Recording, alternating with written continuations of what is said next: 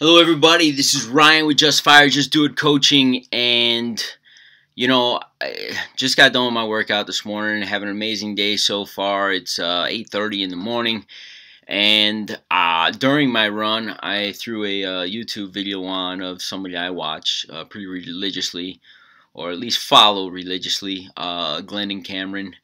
He has a great YouTube channel for anyone out there who is looking to become an entrepreneur or he talks about the hustle, about how to get ahead and what it takes and the grit and the action steps and all those, a lot of things I talk about, but in a little bit different format. And I enjoy watching Glendon. And this morning he had a video that said failures, why you should fail and why it's okay. And he brought up so many amazing points that got me thinking about, even during my run. He said, he's working with a client that said that failure is not okay in his family, and then he started talking about tribalism. I haven't talked a lot about tribalism, but it's the people around you who you become, who or influences you in a positive or negative way. If you are in a family such as this gentleman that he spoke about, that failure is not an option. Anytime you have some type of small failure in life, you feel like you're not enough, and then it stops you, and then you get discouraged, and then you don't move forward. But Glenn went on to say that failure is something that all of us has done on a colossal level in our life. Now, some of you right there might have said, I've never really failed in my life. And here's the example he gave. He talked about falling on your ass, literally. And literally, you have fallen on your ass a million times when you were a kid. You just kept getting up. And then he brought up another amazing point, and he said the only difference between failure then and failure now is that in your mind is your perception of how you deal with it. You're ashamed. People pick on you, or you're afraid of what people might think. If you're so afraid of what people might think that you don't take action, or you never attempt anything in fear of failure, guess what? You're never going to succeed in anything. And then on my run, I'm sitting here thinking about that. He's like, he's so right. And those who succeed, no matter what, as long as you, even those who fail, as long as you get up and continue to move forward, in some way, shape, or form, you are succeeding in the sense that you haven't given up on yourself. For those of you who don't know, I am training for a marathon. Did my Tough Mudder earlier this year. And within this training, I find myself, with the thoughts in my mind, like, oh, should I go fast? Should I go slow? Should I do this? Should I do that? The goal is to finish a marathon, and this is the third time I've trained for one, and haven't yet done it, but I keep getting back up. I haven't failed. I have failed. I failed in my original goal, but that's what's going to make this one that much sweeter. The process is that much sweeter. I see myself that much stronger, that much smarter, but I keep moving forward. I don't let, hey, you know what? At one point, and I shared this with somebody, and I'm glad, because that same person on Facebook shared back with me about 2 years ago, the last time I was training, and I got pulled muscle in my foot, and I couldn't train and couldn't finish. And my statement to this person was, my body is just not cut out for a marathon. And when I started training again this time, and I posted it on my personal Facebook page, that same person from 2 years ago, in a very brief conversation on my Facebook page, wrote, hey, your body's just not made out for a marathon. And I had forgotten that I had that conversation with that person. I had forgotten how powerful your words are and how people perceive them. A very brief conversation 2 years ago, only mentioned once to one person, and yet that one person found me on Facebook. Very seldom, I think in 3 times in 4 years he's been on my Facebook, has he even commented on anything I've posted. And he chose to post there. And I said, thank you, because that just motivated me that much further. And I look forward to proving this person wrong, and actually proving myself wrong.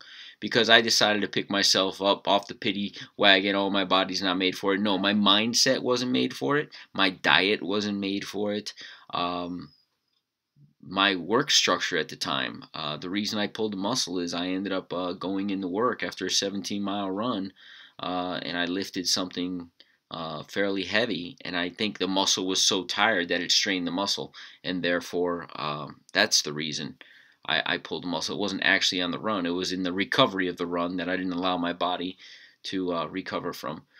So failure is absolutely an option, and failure is actually, in response to his video that I hadn't even watched yet, just a post and saw the thing, my first response to him was, my mother used to always say that mistakes are good as long as you learn from them. And because as a child, I was a perfectionist. I didn't like to make mistakes. My mother always corrected me, said, it's okay. You have to attempt. You have to do things. You'll never do everything perfect. But as long as you learn from that mistake and try not to make that mistake again, then it's okay. Mistakes are a good thing. So mistakes, failures in life are all good things as long as you learn from them. And guess what? You wouldn't be walking today if you never failed. If you didn't pick yourself up off the ground time after time after time when you were a child, and take chances even after you bumped your head or slipped on the tile floor and cracked your head open, which my son did once, and if you didn't get up and try it again because of fear of falling again, guess what? None of us would be walking.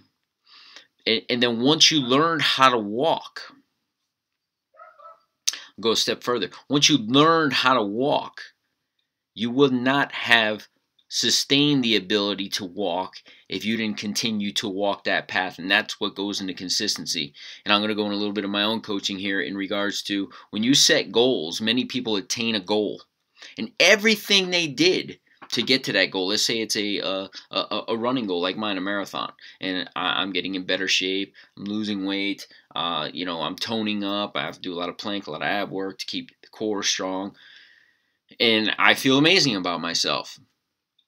In the past, when I've trained for shorter races, I've gotten to the goal and I've stopped. And then, you throw on some weight and your muscles, and you don't have the energy that you had. And you wonder why. Well, it's because you stopped using the muscles and doing the things that were necessary to get you to the point of success and feeling energetic and being that amazing self that you are. So if you stop walking once you learn, guess what? Those muscles will forget to some degree. You won't be able to do it as fast. You won't be able to do it as strong. You won't be as sturdy.